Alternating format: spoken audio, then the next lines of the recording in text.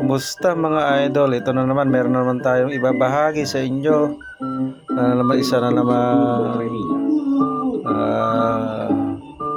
bato na galing Kalawakan. Ayan. Ang hinala po natin dito ay isang Martian lunar meteorite. Ayan, isang Martian meteorite mga idol. Ang kulay niya ay kulay brown. May fusion crust. Ayan. May fusion crust siya idol.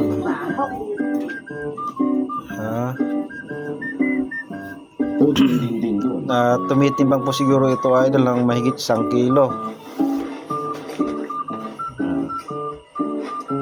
Mahigit 1,000 grams ang bigat niya siguro mga idol. Yan.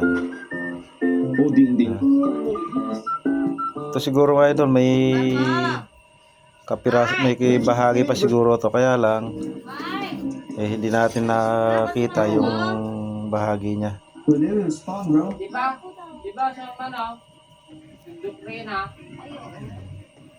Ayan mga idol, may fusion crust siya mga idol, fusion crust. Kaya napakagandang koleksyon na naman ni Bong Gomez. Ayan. Ayan mga idol, napakagandang koleksyon, kulay brown. Talagang isa siyang Martian meteorite. Ayan mga idol.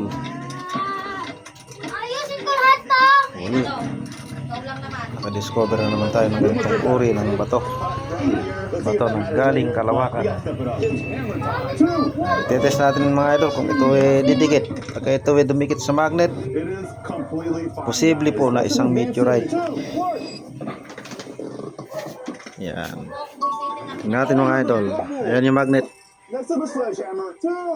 Isa, dalawa. Ayun mga idol, dumikit. Dumikit idol, ayan. Dumikit yung bato sa magnet. Kaya posible nga na isang meteorite idol itong bago natin na-discover. Ayan. Ayan mga idol. Mga idol, hanggang dito na lang. At muli, maraming salamat sa inyo, sa aking mga subscribers. Thank you. Salamat po sa pagsuporta, lalo na po kay Ate Jing ng Masbate. Yan, lagi pong nakasubscribe sa atin yan. Tsaka hindi ko na po mabanggit kung anong pangalan kasi taga ibang bansa eh. Arabo siya, Arabo. Hindi natin maintindihan yung pangalan niya. Pero maraming salamat po sa pagsuporta ng ating mga video.